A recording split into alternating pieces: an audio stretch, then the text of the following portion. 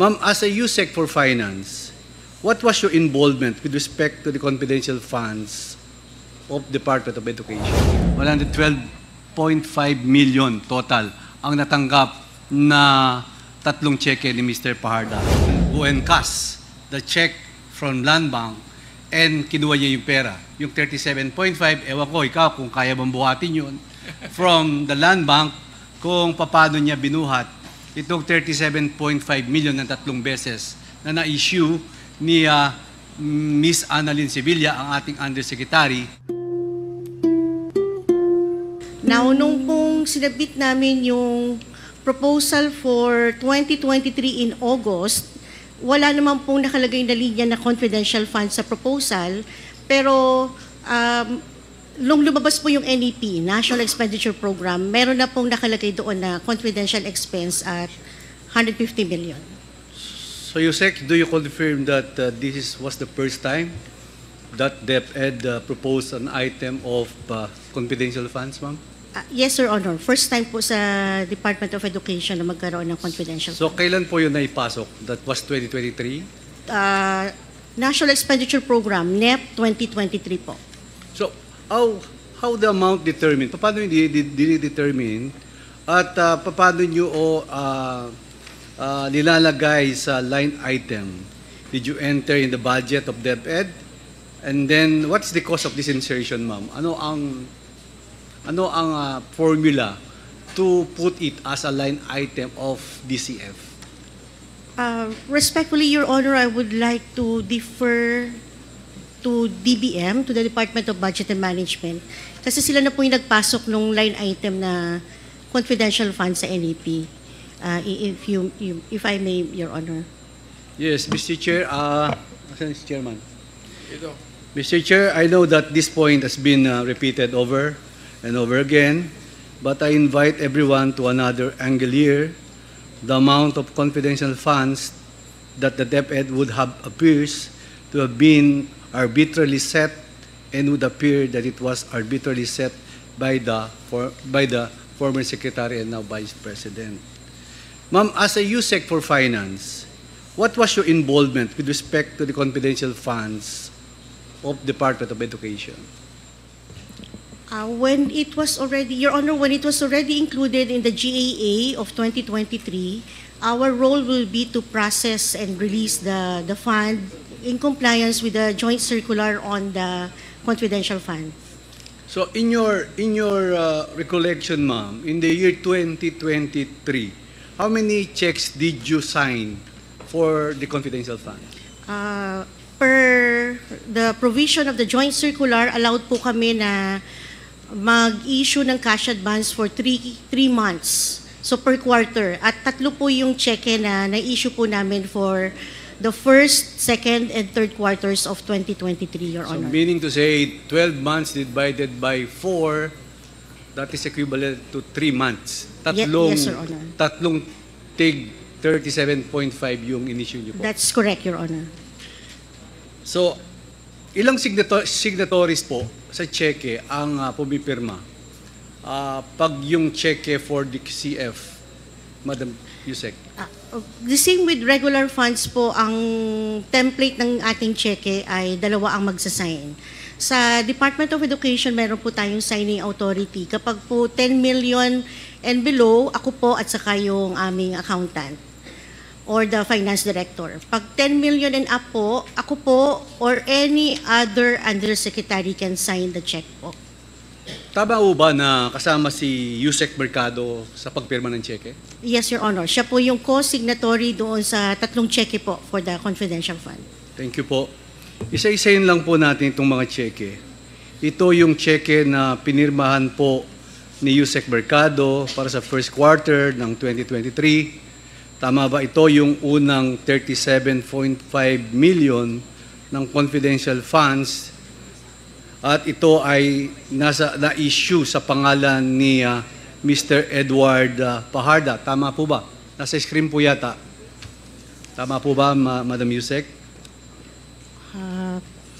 February 20, 2023, opo, sa pangalan po ng Special Disbursing Officer Edward Fajardo. So that was February 20, 2023. Opo. Opo.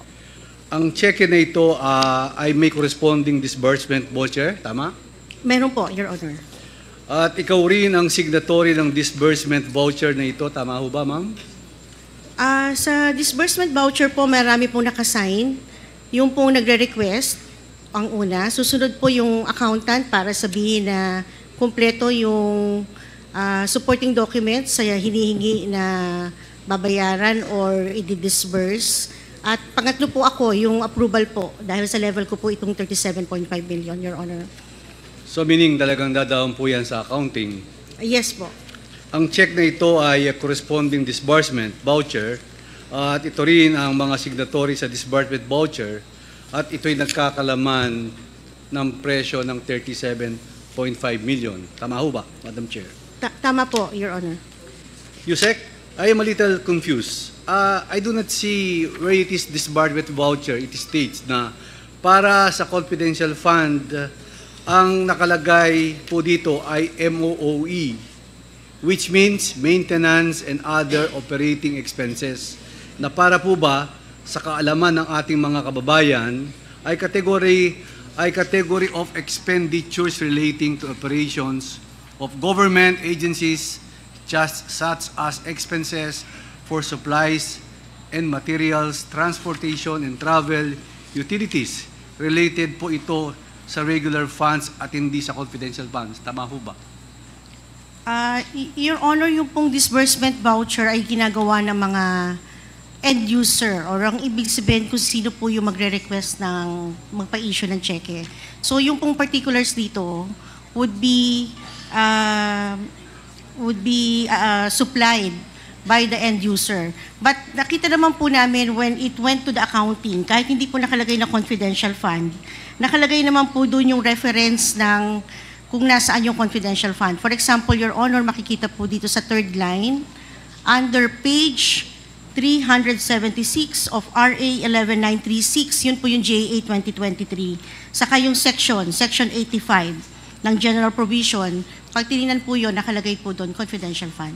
Can you please define the Fund 101, Fund 102, and Fund 105, ma'am? Fund 101 are funds for the regular operation of the department po. So, ibig sabihin, ito po yung pondo na pwede nating gamitin para sa regular operation at programa ng agency. Yung Fund 102 po ay pang foreign assisted projects. So, pag meron po mga loans or proceeds na nanggagaling sa mga bilateral or multilateral sources, yun po yung 102. Meron din pong trust receipts at ito po yung 151 or 152. Yun po yung classification ng mga pondo. So meaning to say yung ginawa nating voucher is under Fund 101? Yes, sir. Opo, this is Fund 101. Yusek, ito kung nakabase sa Fund 101 at this is a confidential fund, paano process ito? May magsasabi ba sa'yo, Yusek Sevilla, please prepare the voucher and lagay mo ang i-payable natin kay Mr. Paharda, Edward Paharda. Paano nyo ba nag-emanate itong voucher? How did it start? May nagbibigay ng instruction from other Yusek or sa secretary mismo? Opo po. For the confidential fund, talaga po ang sinusunod namin yung joint circular. Nakalagay din po sa joint circular yung steps kung paano ilalabas yung pera or i-disburse yung pera. So magsisimula po, Your Honor, on the identification of the SDO or the Special Disbursing Officer. So meron po dapat na pirmado, authorized by the head of the agency na siya yung ina-identify na Special Disbursing Officer. So we were informed of that through a memo. Second is, kailangan po naka-banded or mag-apply ng fidelity bond yung ating Special Disbursing Officer. So meron din pong application, yung SDO, at approved din po ito ng Bureau of Treasury. Yung po yung susunod na hahanapin namin. And then susunod po would be the obligation request. Ibig sabihin magpapa-obligate siya, magpapa-release. And then ito pong disbursement voucher. So lahat po yun would be signed by the head of the agency as indicated po dito sa ating joint circular. So tama ho. I agree that pag gagawin nyo yan, si Mr. Edward Fajarda nakapangalan sa PAYE, pero kayo ang magpapa-approve and of course signed by the Secretary and of course the Vice President of the Republic of the Philippines, Sara Duterte, Vice President Sara Duterte. So, pagkatapos po dito ma-approve, si Mr. Edward Fajarda ho ba ang nagkiklaim sa cashier to get the check? I think, Your Honor, kung babalik po natin dun sa disbursement voucher, if I may request, Your Honor, you can see that at the bottom, sa bottom po niyan, meron pong receipt of payment. Ayun po, sige pa po. Receipt of Sino nakatanggap? Ayun. Kanina signature lang po yan, walang kay pangalan. Sir Edward Fajarda po yan, kailangan niyang i-sign na natanggap na po niya yung cheque. So, siya ang nakatanggap ng cheque. Opo. And then si Mr. Fajarda, pagkatanggap ng cheque, hindi po siya mag-issue ng resibo? Hindi na po, Your Honor, kasi ito na po yung proof na natanggap niya yung cheque as cash advance. Tapos hawak niya ang cheque, siya na po ang magpapa-encash po nito. Mr. Fajarda, siya ang SDO natin. Siya ang Special Dispatching Officer po natin. Tama po ba? Your Honor, siya po ang authorized SDO po natin. Okay. And then, Mr. Fajarda, pagkakuha ng cheque, dadali niya yung cheque sa Land Bank. Land Bank check po yan, di ba? Opo, but ang finance po kasi magtatapos na po sa disbursement voucher pag nakuha na po yung cheque, pupunta na po ito sa cash. Kaya nga, ang tinatanong ko po yung cashier, kung anong checking gagamitin niya. Kung gagamitin DBP, Land Bank, dalawa po yan, di ba? Land Bank po siguro yan. Anong cheque po ginamit? Opo, Land Bank check po kami, yun po ang bank account ng DepEd. So meaning to say, Land Bank po yung ginamit, worth 37.5. At yung 37.5 na yun, dadali ni Mr. Fajarda sa Land Bank. So paano pa niya ho pinapa-incas ito? Binibigay siyempre, cash yan, papa-incas po yung cheque sa counter ng Land Bank, ibibigay niya yan, cash, di ba? Madam Chair? Yes, Your Madam Honor. Yusek, sorry, yeah. Opo, yes, Honor, the records will show under the cash division na ito rin po ay na-encash. So, na-encash. Opo. So, andyan mo ba si Mr. Fajarda? Si Mr. Fajarda? Si Mr. Edward Fajarda, nandito ba? Not present. Not present. Not present? Hindi ba tayo nagpadala ng invitation po kay Mr. Fajarda? Your Honor, invitation was sent. Committee also issued a subpoena at testificandum to compel his appearance in the next hearing, Your Honor. Kasi siya makakasagot sa tanong ko eh. Pag halimbawang pina-encash niya yung cheque, siyempre tatanggapin niya yung 37.5, papirma ng bangko, medyo mabigat-bigat po to, 37.5 million, kailangan may kasama siya. At I went in DepEd building already, how many times, wala naman pong elevator yung DepEd office nyo, di ba? Agdan lang po, di ba? Wala namang elevator. So, paano nyo kinakarga yung 37.5 million? Saan niya dinadala? May office ba sa DepEd si Mr. Fajarda? Opo, may opisina po siya, executive assistant po siya under the office of the secretary, but I wouldn't know po the circumstances after po ng issuance ng check ng finance. So, hindi ko po, apologies po, hindi ko ba ko-confirm or masasagot kung paano po to na-encash or nadadala. So medyo mabigat-bigat po to kung 3 beses kayo nag-issue ng 37.5 na 3 cheque, 3 beses niya kinargaan yung 37.5 million from Land Bank, from his office in DepEd, dumadaan siya ng hagdan. Tama po ba, Madam Yusek? Your Honor, hindi nyo ma-confirm kasi wala si... Your Honor po. Pasensya na po. Well, anyway, at least po, itong 3 cheque, 3 voucher, signed by the Secretary, signed by the 2 USECs, yung voucher at pinirmahan po itong cheque, ay katunayan po at natanggap po itong 37.5 times 3, that is equivalent to 112.5 million total ang natanggap na 3 cheque ni Mr. Fajarda. So, Madam Sibilia, sa pagkaintindi ko, sa sort of programs being done in confidential funds came in, and the difference, And the difference before was that the military that was administering the program. Am I correct? Ang military po ang binibigay ni Mr. Paharda sa mga military para sa mga programa ng ating ibang programa ng DepEd? Unfortunately, Mr. Chair, I have no knowledge on the utilization of the fund kasi hindi po talaga kasama na ang finance sa pag-utilize. In fact, pati po yung liquidation at saka reporting, hindi po yan pupunta sa DepEd. Wala pong record na makikita sa accounting or budget on the utilization or liquidation. Ang bibigay po sa amin para makuha yung susunod na tranche ng cheque is the proof na nasubmit ang report sa Commission on Audit na ICFAO, yung pong sa opisina nila. Ang ibibigay po sa amin would be the cover letter na na-receive ng ICFAO, yung utilization report and the liquidation. Pag po nabigyan kami ng kopya na yon, pwede nang i-process yung susunod na tranches po, Your Honor. So if there is a specific department under the Department of Education that is in charge with expenditure confidential funds, how about the operations department? May alam po ba kayo doon? Sa confidential funds? Kung sino ang USEC of operations ng fiscal year 2023 para doon sa confidential funds at kanino nila binibigay? I honestly do not know how to answer that, Your Honor. Kung USEC for operation ng regular mandate ng DepEd, may USEC po for operation. Pero kung who is in charge of the operations for the confidential fund, hindi kami aware or hindi yan dinidiscuss sa amin sa regular meetings ng mga undersecretaries. Ma'am, are you familiar with the National Task Force to End Local Communist Armed Conflict or the NTF-ELCAC?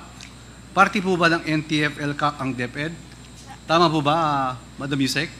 And this NTF-ELCAC has been existing since 2018? Tama po ba, Madam Yusek? Yes, Your Honor. I'm aware of the NTF-ELCAC because may kasama pong pondo yan sa GAA. Doon ko po siya na-encounter. I am also aware during the time of Secretary Liling Briones, I member po siya ng NTF-ELCAC. And I remember, including our former VP Secretary, I am just confirming from our Chief of Staff before, yes po, kasama daw po ang DepEd sa NTF-ELCAC din. Sa pagkakaalam nyo, Yusek, ano ang role ng NTF-ELCAC? Hindi po ba ito ang related doon sa 4 na programa ng kung saan ginagamit ang confidential fund ng DepEd? Madam Chair? Madam Yusek, sorry. Your Honor, as far as yung pong budget ng DepEd na regular is concerned, wala po kaming ginagastos for NTF-ELCAC. Yun po ang pwede kong masagot. Pero kung ano po yung role ng DepEd Secretary sa NTF-ELCAC, hindi po kasi ako involved. I was never called or present in any meeting na dinidiscuss po ang NTF-ELCAC matters. Kung alam niyo po yung programa sa DepEd, and it was organizing and coordinating the execution of the project, what department under Department Ed po itong nag-execute nito? Okay. This is how I understand the question, Your Honor. NTF-ELCAC, participation of DepEd in the NTF-ELCAC is through the Office of the Secretary only. So baka po mas relevant po na magbigay ng inputs yung ating former Chief of Staff kasi sila po ang uma-attend ng NTF-ELCAC, Your Honor. Madam Yusek, the matter of confidential funds has garnered a lot of attention these days, especially the unprecedented inclusion of confidential funds sa DepEd. Ayon sa impormasyon po na nakalap namin, itong mga confidential funds ay ginamit po for 4 programs. Number 1, the abuse, prevention, and control within schools. Number 2, the anti-extremism, terrorism program. Number 3, the anti-illegal activities operations. And number 4, the counter-insurgency programs. And party po ito ang mga programa na binibigyan ng training ang mga teacher at estudyante para i-combat ang recruitment ng extremist or terrorist group of recruitment. Tama ho ba, Madam Chair? SDS. Yes. Mr. Poe would like to, I think, answer that question. Mr. Chair, thank you, if I may be recognized. As far I was the Chief of Staff, Undersecretary and Chief of Staff of the Vice President that time, but I only started kasi April 1 po, 2023. So, on the question on NTF-LCAC, kasi kahit po ako, I'm not involved in the operations mismo of the confidential funds. So, I have no details on that. But on the NTF-LCAC, I would remember that one project, at least that of my personal knowledge, is we had a joint press conference with NTF-LCAC po sa DepEd regarding yung mga programa nila against anti-extremism, insurgency. At least, to the best of my knowledge, yun po yung isang naging proyekto with NTF-LCAC. Nag-joint press con po kami. At that time, I was still spokesperson. Opo. Just to add to the ano po. Thank you. Thank you. Thank you. Thank you, Mr. Poa. Thank you, Mr. Chairman. Well, I just continue. So, Madam Yusek, Mr. Chairman, so ibig sabihin, yung 37.5, pag gumagawa ko kayo ng cheque, ng voucher, meron pong particulars na nakatouch yan. Yan ba, puro voucher lang po yan and you will type it na pay Mr. Paharda? Wala akong attachment ho yan? Yes, Your Honor. We are compliant with the joint circular. Sa amin po, ang naka-attach lang would be the authority, kung sino po yung Special Disbursing Officer. Second is the obligation request. Third is the disbursement voucher. At yung pong certification na nasubmit na yung report sa COA, yun lang po. Ano po yung ang kailangan circular na sinasabi nyo? Hindi ko po masyadong alam. Yun po yung joint circular on the release, utilization, monitoring, liquidation, reporting, accountability of the confidential and intelligence fund. The Civil Commission on Audit, DBM, DILG, GCC, GCG, Department of National Defense, Joint Circular Number 2015-01, Your Honor. So, yun po.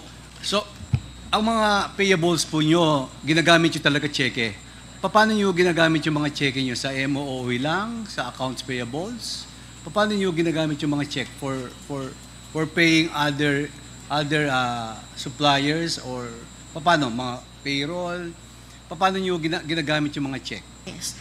Tama po, Your Honor. The checks are used for all programs and projects and activities. So, pwede pong MOE, pwede rin pong payroll sa sweldo, pwede po sa supplier, pwede sa contractor. In this case, kasi po nakalagay sa joint circular na ang confidential fund should be in the form of cash advance. Yeah. So, pag cash advance, cheque po talaga ang dapat na ilabas under the name of the authorized special disbursing officer. So, yun po yung procedure na sinusunod namin based on the COA policy. Sinabi nyo na po ba yung mga attachment ng 37.5 kung saan ginamit yun? Wala po kaming copy noon, Your Honor. Ang magre-report po kung saan siya ginamit would be the Special Disbursing Officer and the Head of Agency. At ito po ay sinasubmit sa COA Chairman through the ICPAO. Yun po yung opisina. So, ang talagang makakasagot dito is Mr. Paharda? Yes, Your Kasi Honor. siyang disbursement officer. Tama ho ba? Tama po, Your Honor.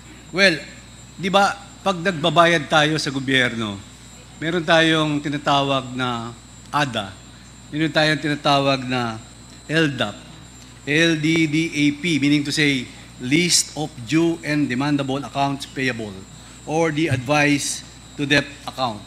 Hindi ho pwedeng i-apply yan na i-deposit mo na lang as ADA yung 37.5 million. Bakit cheque pa ginagamit natin? Your Honor, that will not be compliant with the joint circular because the joint circular specifically provided under Section 6 of Joint Circular 2015-01, the grant of the confidential fund is only through cash advance.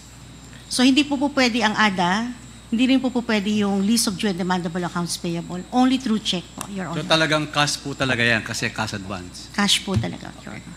So, Mr. Chairman, that's all. And the summary of my interpellation, USEC Sevilla prepare a check, prepare the voucher, and sign the check by USEC Sevilla and USEC Mercado, and received by a certain the SDO, Mr. Paharda. And Mr. Paharda is the one who encashed the check from Land Bank and kinuha niya yung pera. At Mr. Chairman, yung 37.5, ewan ko, ikaw, kung kaya bang buhatin yun, from the Land Bank, alam ko may Land Bank office sa baba ng DepEd, bubuhatin mo yun sa opisina ni Mr. Paharda. So, I don't know, kaya gusto ko hong invite Mr. Chairman, si Mr. Paharda, kung paano niya binuhat itong 37.5 million ng 3 beses na na-issue ni Miss Annalyn Sevilla, ang ating Undersecretary, at ang ating former Undersecretary na si Miss Mercado. So on that note, Mr. Chair, malinaw po na ginawa po yung 3 voucher at saka 3 cheque ni USEC Sevilla at USEC Mercado and then encashed by Mr. Paharda. So yun lang po. Maraming salamat po. Mr. Thank Chair, you, SDS. Yes, I with would the like indulgence of to make a Congressman Benny Abante. motion that we invite on the next hearing Mr. Edward Paharda. We already So moved. issued a subpoena at testificandum. Yes. Yeah. It was subject of motion a while ago. So we have already issued the subpoena at testificandum to Mr. Paharda To appear before this committee. to appear. If in the event na hindi po siya umattend, we will be constrained to issue a Contempt order. contempt order to Mr. Paharda.